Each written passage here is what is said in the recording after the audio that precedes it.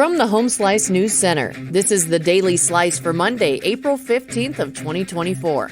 I'm Amy Rose, and this is what's going on.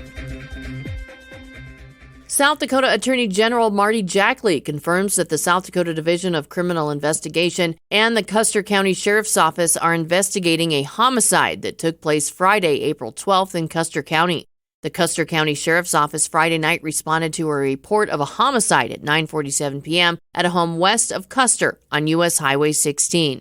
Officers found a deceased adult male and also an adult female who was assaulted in the incident had driven herself to the local hospital. DCI identified a male suspect who had fled the scene. The suspect was eventually stopped in Larimer County, Colorado. He died of a self-inflicted gunshot wound. Names of those involved are not being released at this time.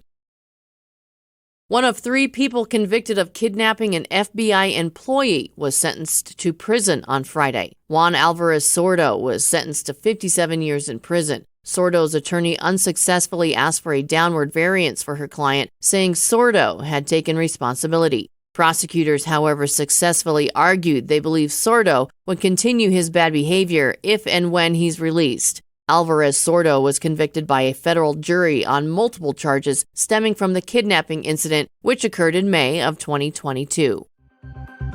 In national and international news, over the weekend, Iran launched a series of missiles and drones at Israel, escalating tensions in the region amid the ongoing conflict in Gaza.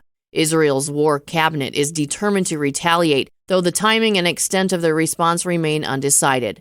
Israeli forces claim to have intercepted over 99% of the 300 projectiles alongside their allies. President Joe Biden and his national security team assured counterparts that the U.S. would not partake in any offensive actions against Iran. World leaders have varied reactions to Iran's strikes, with some openly condemning Tehran, others advocating for an immediate ceasefire in Gaza, and nearly all urging restraint during this highly tense moment in the Middle East.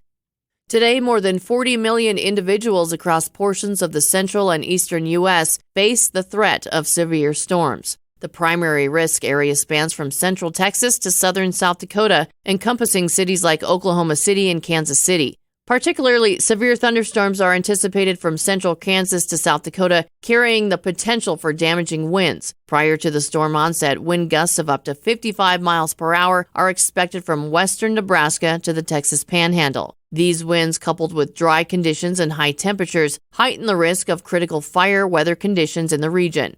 Meanwhile, remnants of a separate weekend storm may bring large hail and strong winds to parts of North Carolina and Virginia in the east.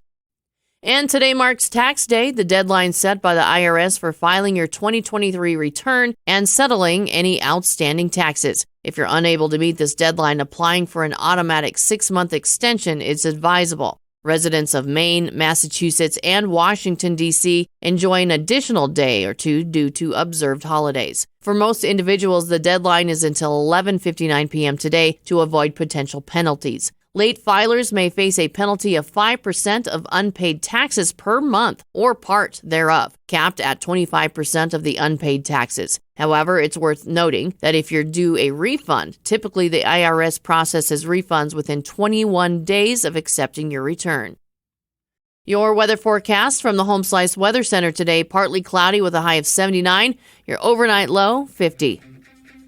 That was your Daily Slice for Monday, April 15th of 2024. The Daily Slice is a production of Home Slice Media Group, hosted by Amy Rose with Kevin Phillips, executive producer Mark Houston, engineered by Chris Jacquez. I'm Amy Rose. Have a great day.